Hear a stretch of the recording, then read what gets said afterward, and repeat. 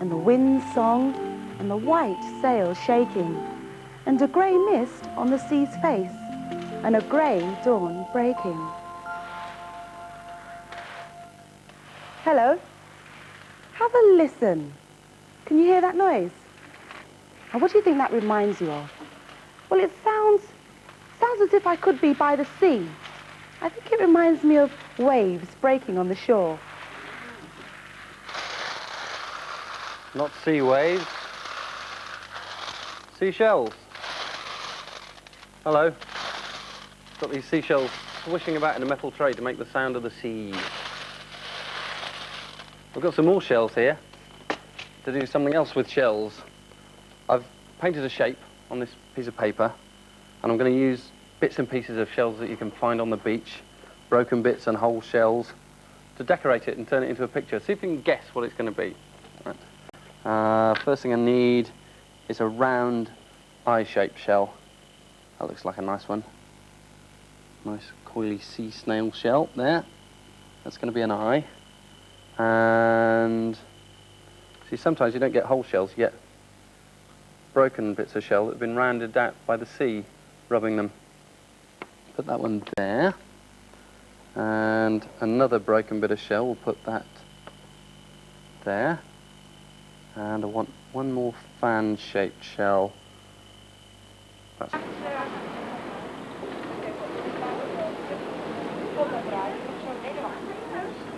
a deck chair, so you can just sit on the pier and sit in the sun. There are gaps between the wooden planks. If you look through... Can you see the sea? Yes, you can. You can see the sea way down below.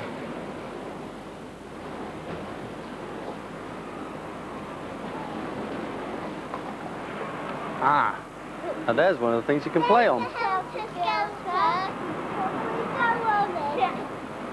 Perhaps you've been on a helter-skelter, perhaps you haven't. It's a big, tall tower with a slide around the outside. You have to climb all the way to the top, and you take a mat with you.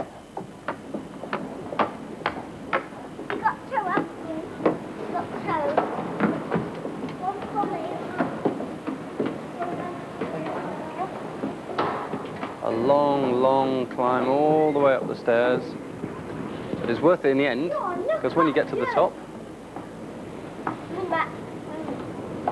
you put your mat on the slide, you sit on it,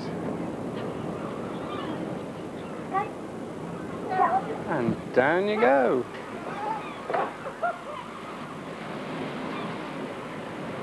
All the way down to the bottom.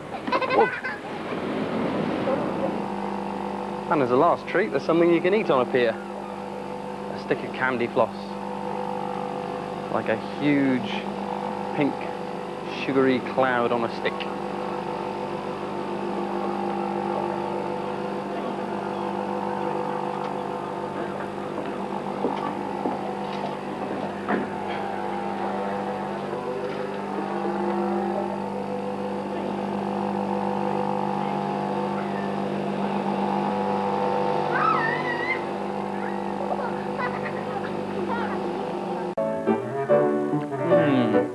Nothing like a lolly. A lolly on a stick is a very nice thing to lick. Oh. A lolly on a stick is a very nice thing to lick.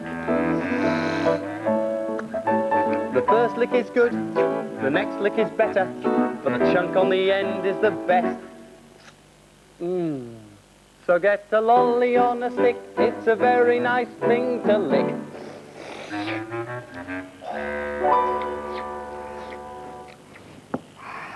Now, there's something really tasty going on in today's story. It's a pudding Huey and Julian's dad made for their mother.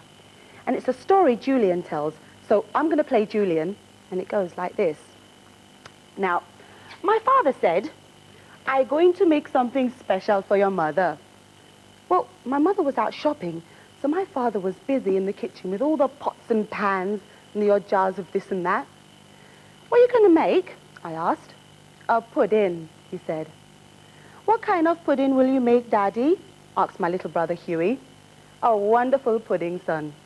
It will taste like a whole raft of lemons, and it'll taste like a night on the sea. And with that, my father took down a knife and cut 5 lemons in half.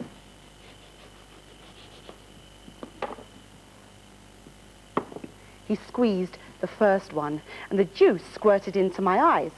"Just stand back," he said, and carried on squeezing until some pits fell out onto the floor. Well, next, my father cracked some eggs and put the yolks of the egg into one bowl and the whipped up whites of the egg into another. Then he just rolled up his sleeves, pushed back his hair, and began to beat up the egg yolks. Now, Julian, the sugar. So I poured in the sugar.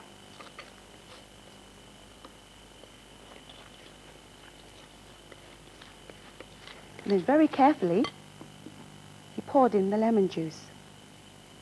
Just a bit at the time.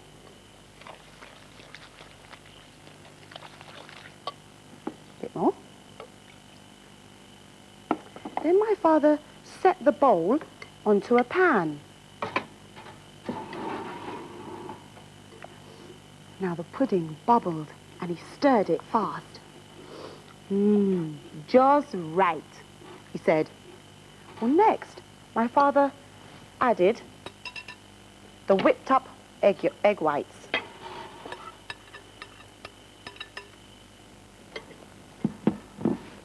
And folded those in very, very carefully. But then came the cream.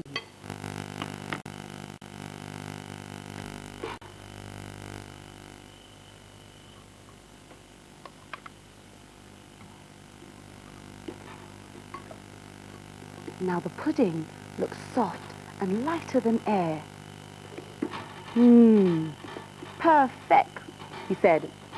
And then he just cleared up all the dishes, splashing lots of water on the floor as he was washing them up, and wiped down the counter so fast, well, we just stood back and watched. Then my father said, "Now, I'm going to take a nap. If something important happens, bother me. If nothing important happens, don't bother me. Now the pudding is for your mother, so leave the pudding alone." And with that, he set the pudding down onto the counter and went off into the sitting room and fell fast asleep on the chair. Well, Huey and I, we were left guarding the pudding. "What a wonderful pudding," said my brother. "I wonder how it tastes." "Leave the pudding alone," I said. "Well, maybe if I just stick my little finger in there, then I'll know how it tastes," Huey said. "You're not supposed to touch it," I said. But he did it anyway. "You did it," I said. "How does it taste?" "It tastes like a whole raft of lemons, and it tastes like a night on the sea." "You've put a big hole in that pudding," I said. "But since you've done it, well, I might as well do it." And it tasted like a whole night of lemons, and it tasted like floating at sea. "It's such a big pudding," Huey said. "Maybe it wouldn't hurt if we just take a little more." So we did, and a little more, and a little more after that, until Huey said, look at the pudding." Well, it looked like craters on a moon. "Look, quick," I said, "get a spoon so we can smooth it over. Then maybe it'll look the way it should have done before." So as we tried to even it out, well, we ate some more. "Well, there's not much left," I said. "We were supposed to leave the pudding alone," Huey said. Well, we knew that when our father woke up, he wouldn't be very pleased. "I can tell you all one thing. There is going to be some beating and whipping in here now. Go into the kitchen, the both of you." So we went into the kitchen. "Come here, Huey," said my father. "Now is the time for your beating." And he picked up an egg beater and handed it to Huey. "Take this," he said. "I want you to beat those eggs and beat them well." So Huey started to beat up the eggs very, very fast. And then he turned to me and he said, "Julian, I hope you're ready for your whipping." And he placed the bowl of egg whites in front of me. Now whip those and whip them well, he said. Yes, sir, I said, and started whipping as fast as I could. Well, I whipped and Huey beat and he beat. Until after a long while, my father said, okay now, Huey, hold up the egg beater. So he held it up and my father said, you see, a good pudding stays on the beater. Then he turned to me and he said, Julian, let me see those egg whites. He looked at the egg whites and they were puffed up and very, very fluffy. Congratulations, son, he said. Your pudding is done. He just finished off the final touches. And then when my mother came home, she looked at the pudding. What a wonderful pudding, she said. Children, would you like some? No, thank you, we said. It's smelling like a whole raft of lemons. And it tastes like a night on the sea.